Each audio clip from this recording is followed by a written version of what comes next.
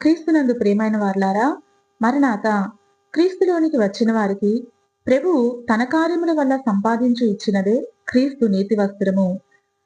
భూలోకమందు పెండ్లి కుమారుడు ప్రత్యేకమైన వస్త్రములను పెండ్లి సమయంలో ప్రదానం చేస్తారు. వీటిని ప్రధాన వస్త్రములు అంటారు. ఆ రీతిగానే రేపు పరలోకంలో జరుగు పెండ్లి విందులో పెండ్లి కుమార్తె కూర్చుండవలనన్నా పెండ్లి కుమారుడైన ప్రభువు పెండ్లి కుమార్తె అయిన వధువు సంగమునకు ప్రధాన వస్త్రములు పంపవలయను. అదే క్రీస్తు ఇచ్చు నీతి వస్త్రము. భూలోకంలోని నేత వస్త్రములు పరలోకంలో పనికిరావు. పరలోకంలో క్రీస్తు ప్రభువు కొంతకాలం దేవుడుగా నుండి తరువాత బెత్లెహేము బాలుడుగా భూలోకమునకు వచ్చి 33.5 సంవత్సరములు మనిషిగా మాదిరి చూపి తనను వెల్లడి పరుచుకొనుటే నీతి వస్త్రమై ఉన్నది. భూలోకంలోనికి వచ్చి సంపాదించినది నీతి వస్త్రము. ప్రభువునకు పరలోకంలో నీతి వస్త్రమున్నది. ఎందుకంటే పరలోకంలో నీతి మాత్రమే ఉన్నది.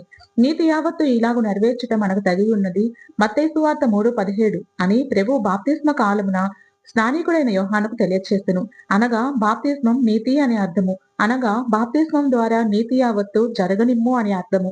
మరి యేసుక్రీస్తు ప్రభువారు ఇచ్చినటువంటి ఈ నీతి వస్త్రంను నీవు కలిగి ఉన్నావా? కలిగి ఉన్న నీవు దీనిని భద్రపరుచుకొనుచున్నావా?